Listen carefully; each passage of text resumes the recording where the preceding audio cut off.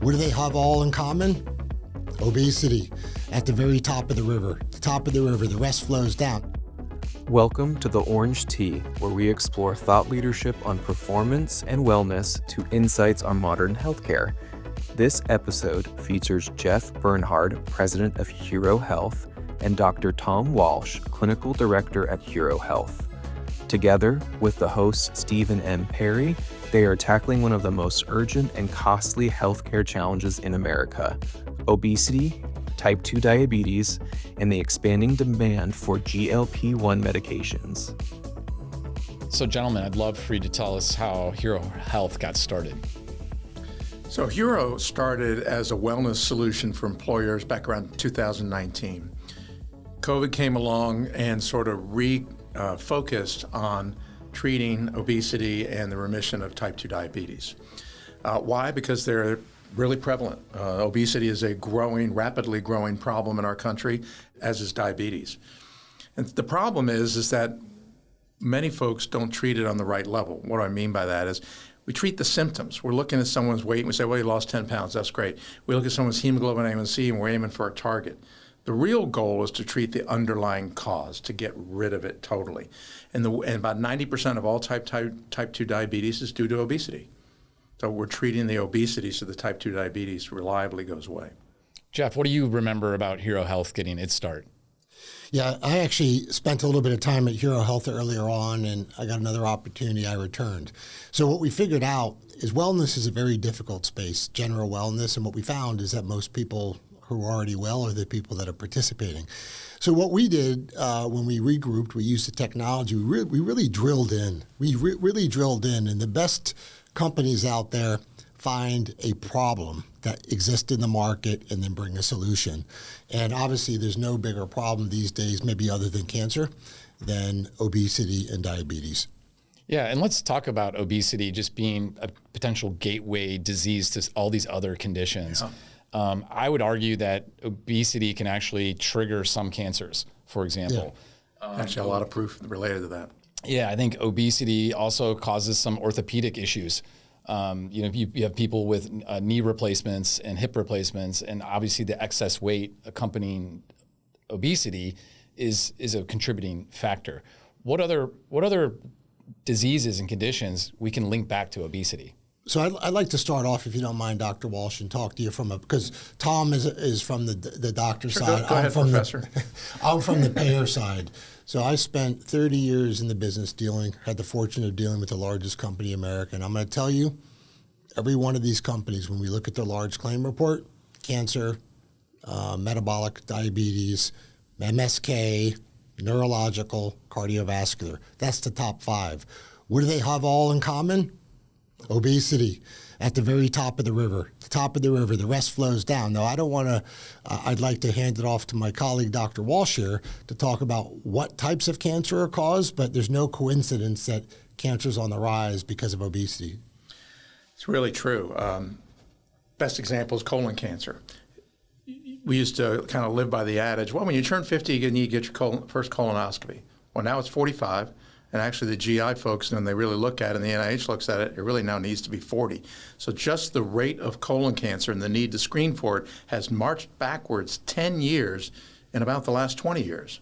Younger people are getting colon cancer, quite frequently actually. So you got to ask yourself, why?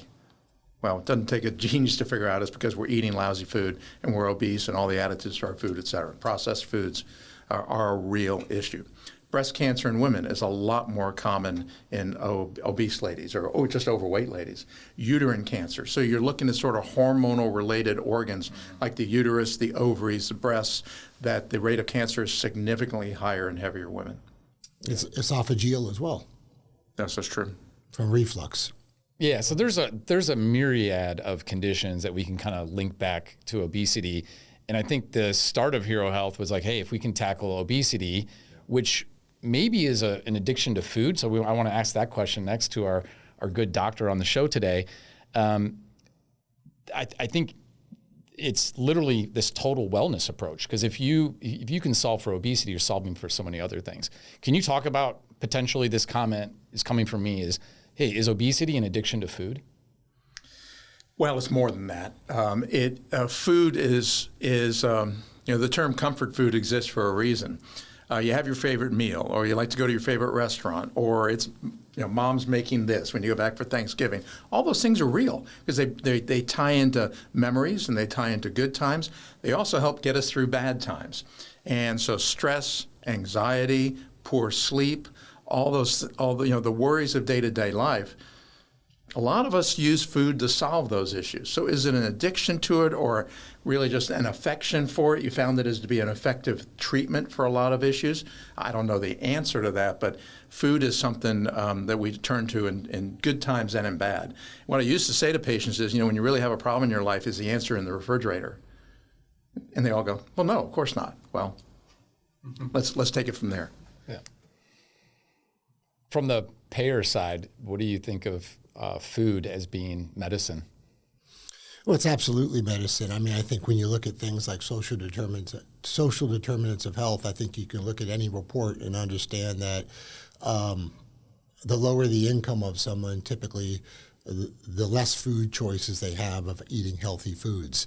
And that's a problem that, that I know the new Health and Human Services Secretary is trying to address, but that's a huge issue. And everything starts with what you put in your mouth. So as an example, I'm married to a registered dietitian, and she talks to 8 patients a day, and it's all about what they consume with their mouth. But I think Tom said something in the prior podcast. I think it's meeting people where they are, and there are potential healthy choices in every solution you make. And the key is what's the best that they can do for their current situation. And someone that makes $1 million a year may be different than someone that makes $50,000 a year. And being able to adjust to that is critical, and we do. Yeah, so we're kind of looking at this obesity as a holistic wellness approach. And I think the Heuro journey, which is a 24-month journey, it's a structured journey, is part of that. Could you unpack that a little bit further? And how is this different than just a traditional doctor's office visit and a doctor's office program? Well, it's funny you bring this up because this is really at the heart of why I and my other teammates really fell in love with treating obesity.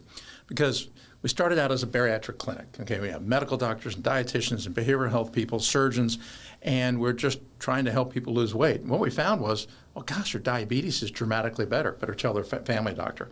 Their high blood pressure is a lot better. Well, we better start getting off medicines. Tell their family doctor. Their cholesterol's come down. All of a sudden, my knees and my back don't ache. So it is a very holistic approach to, by focusing on the core problem for most of these diseases, all of a sudden all these other things get better and go away. Well, that's great to do in a brick and mortar practice in central North Carolina. This is a nationwide problem. The other issue is that if for self-funded employers, but really for all employers, we have employees that live all over the place. So not everybody can come into my office or go into anybody's office around the country. We need a virtual solution, and we need something that's scalable so we can deliver this high-quality, comprehensive care wherever a person may be. Yeah, and I think that key word is comprehensive. Jeff, how would you describe the Heuro journey as being comprehensive? Can you give some examples? Sure.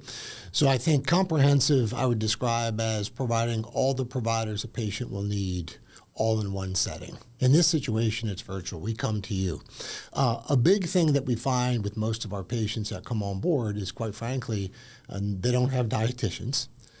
They don't have anybody working on the mind shift. That's the biggest thing right there. And by the way, most of the bariatric doctors that we talk to agree with that approach. And then lastly, and I don't mean to put down any doctors, I think they're doing the best they can with a very crowded system with a doctor shortage. But many of them are not obesity trained. And what I mean by that is they may see strep throat one visit, then UTI the next visit, and obesity. All we do is obesity. And when you do it over and over again, like an orthopedic surgeon that just does hips, just does shoulders, you become very efficient and very effective. And as a result, the outcomes get a lot better. But it's bringing all the care that someone needs, putting it on a platter, and making sure that we hold their hand and hold them accountable for what they need to do to be successful. And as Dr. Walsh has said, in his many years, he's never met one obese or type 2 diabetic that wants to continue being that way. The system is very difficult, and we try to make it easier for them. Yeah, and let's talk a little bit about the obesity problem as in terms of specialists. So I know there's generally a doctor shortage in the United States for the most part.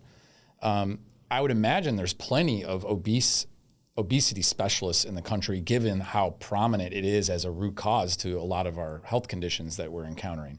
Can you guys talk to that? Unfortunately not. It is way more sexy for a physician to think about fixing the heart, putting stents in, doing major surgery, replacing joints, et cetera, than it is in treating obesity. Obesity is something that is multifactorial. There's a lot of things that need to be taken into account, and that's what we do in the Heuro journey. And it also takes time. It's not something you're going to fix in an hour-long operation or overnight. It takes months to retrain someone's mind, make sure they're on the right track.